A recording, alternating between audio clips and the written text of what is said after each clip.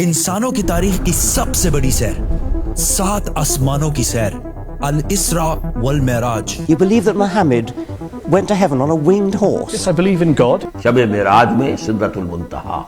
ये इतना अजीम सफर मक्का में रसूलुल्लाह सल्लल्लाहु अलैहि वसल्लम की जिंदगी के सबसे मुश्किल और सख्त टाइम में हुआ। पहले आप सल्लल्लाहु अलैहि वसल्लम का बाइकआउट किया गया, फिर आप सल्लल्लाहु अलैहि वसल्लम के दिल के सबसे करीब लोग हजरत अबू तालिब और हजरत खदीजा रज़ियल्लाहु ताला अन्हा की वफात, फिर ताइफ में आप सल्लल्लाहु अलैहि वसल्लम को इतने पत्थरों से मारा गया कि जूते खून से भर गए। एंड टू टॉप दैट, मक्का में आप सल्लल्लाहु अलैहि वसल्लम की सिटीजनशिप भी खत्म कर दी गई।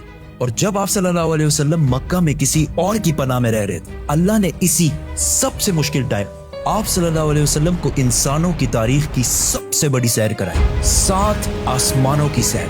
A journey like none before.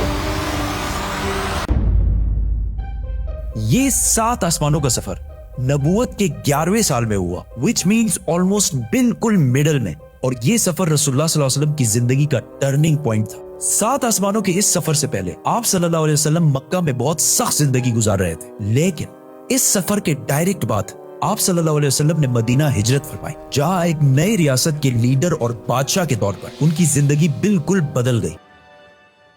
एक दिन मक्का में आधी रात को जिब्राईल अलैहिस्सलाम आप सल्लल्लाहु अलैहि वसल्लम को बुर्राक पर मक्का से जेरूसलम बैतुल मुकद्दस की तरफ ले गए।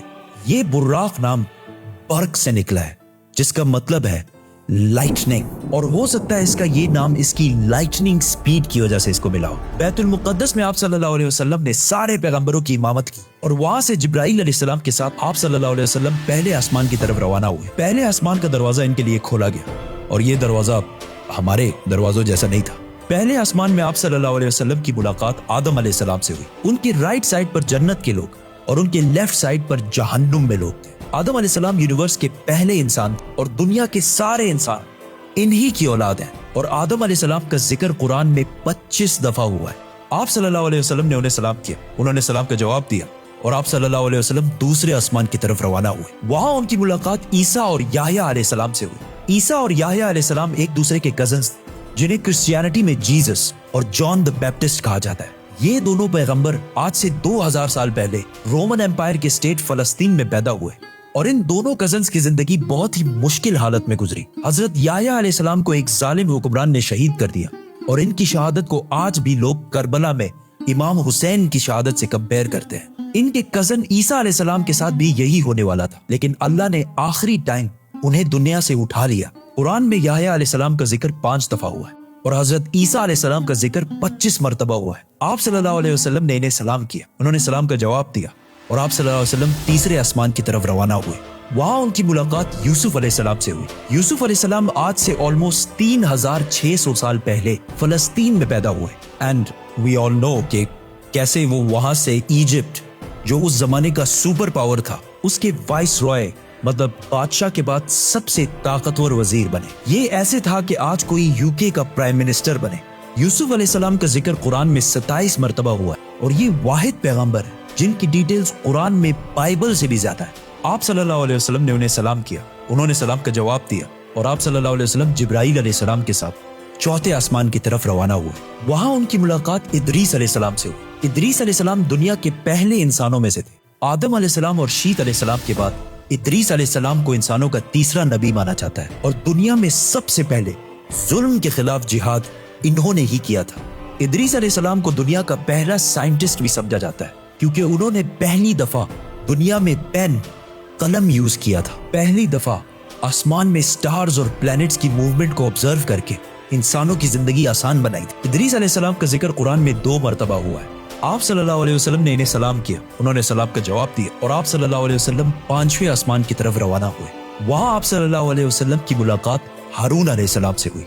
जब मूसा अलैहिस्सलाम पैगंबर बने, तो उन्होंने अल्लाह से दुआ की कि मेरे भाई हारून को भी मेरे इस मिशन में शामिल करें। तो इस तरह हारून अलैहिस्सलाम भी पैगंबर बने। मूसा अलैहिस्सलाम ने हारून अलैहिस्सलाम को सिर्फ इसलिए चूज नहीं किया कि वो उनके भाई थे, बल्कि इसलिए क्योंकि हारून अलैहिस्सलाम बनी इसराइल के सबसे बड़े स्कॉलर्स में से थे। मूसा अलैहिस्सलाम बचपन से फिरौन के घर में पले बड़े थे, जिसकी वजह से उन्हें बनी इसराइल की किताबों और स्क्रिप्चर्स का इतना इल्म नहीं था। तो उन्हें एक ऐसे शख्स की जरूरत थी जिसके पास इन सारी चीजों का इल्म हो, और वो थे हारून अलैहिस्सलाम। और आज तक यहूदियों में सबसे ज्यादा स्कॉलर्स हारून अलैहिस्सलाम की औलाद में से हैं, जिसकी वजह से हारून अलैहिस्सलाम की औलाद को यहूदियों में एक स्पेशल स्टेटस हासिल है, जिस तरह इस्लाम में सैयदों को हासिल है। हारून अलैहिस्सलाम का जिक्र कुरान में 20 मरतबा हुआ है। आप सल्लल्लाहु अलैहि वसल्लम ने इन्हें सलाम किया, उन्होंने सलाम का जवाब दिया और आप सल्लल्लाहु अलैहि वसल्लम छठे आसमान की तरफ रवाना हुए। वहां आप सल्लल्लाहु अलैहि वसल्लम की मुलाकात एक ऐसे पैगंबर से हुई जिनका जिक्र कुरान में सबसे ज्यादा किया गया है,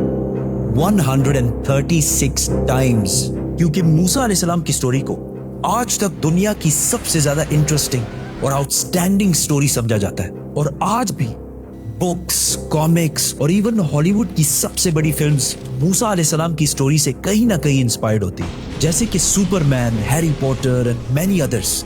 ये सारे स्टोरीज बिलियंस ऑफ डॉलर्स कमा चुके हैं। And I was like, come on, this is Musa alayhi salam's story.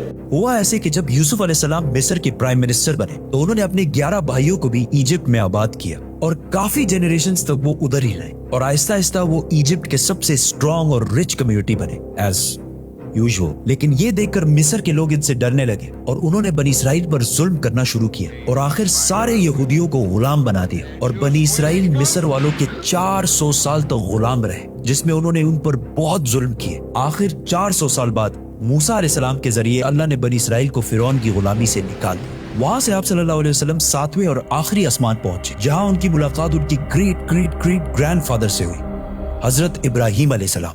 पिछले हजारों साल से दुनिया के सबसे बड़े रिलीजन्स एब्राहमिक रिलीजन्स रहे हैं और आज भी दुनिया की 60% आबादी इन्हीं एब्राहमिक रिलीजन्स को फॉलो करती है। और हर दिन 5 वक्त की नमाजों में मुसलमान इब्राहिम अलैहिस्सलाम के लिए स्पेशल दुआ करते हैं। इसके बाद आप सल्लल्लाहु अलैहि वसल्लम सिदरतुल मुंतहा के पास पहुंचे।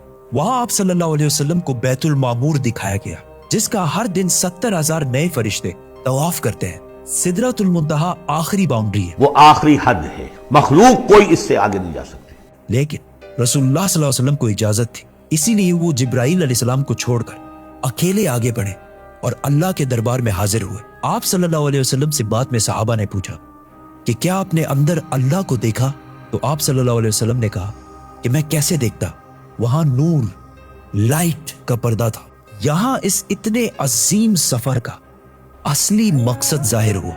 यहां इस्लाम का सबसे बड़ा हुक्म मुसलमानों पर फर्ज हुआ, नमाज, जो पिछले 1400 साल से पूरे दुनिया के कोने कोने में अदा हो रही है। इससे पहले नमाज फर्ज नहीं हुई क्योंकि मक्का में मस्जिद बनाना इम्पॉसिबल था, लेकिन आसमानों के इस सफर के बाद मुसलमानों ने मदीना की तरफ हिजरत की और वहां इस्लाम की पहली मस्जिद बनाई और इसी नमाज की वजह से मदीना में एक ऐसी डिसिप्लिन्ड और मजबूत कम्युनिटी बनी जिसने आगे जाके कुछ ही सालों में रोमन और पर्शियन एम्पायर, 2 बड़ी सुपर पावर्स को फतह कर लिया। उस वक्त आप सल्लल्लाहु अलैहि वसल्लम पर 50 नमाजें फर्ज हुई। जैसे ही आप सल्लल्लाहु अलैहि वसल्लम वहां से रवाना हुए, उनकी मुलाकात मूसा अलैहिस्सलाम से हुई।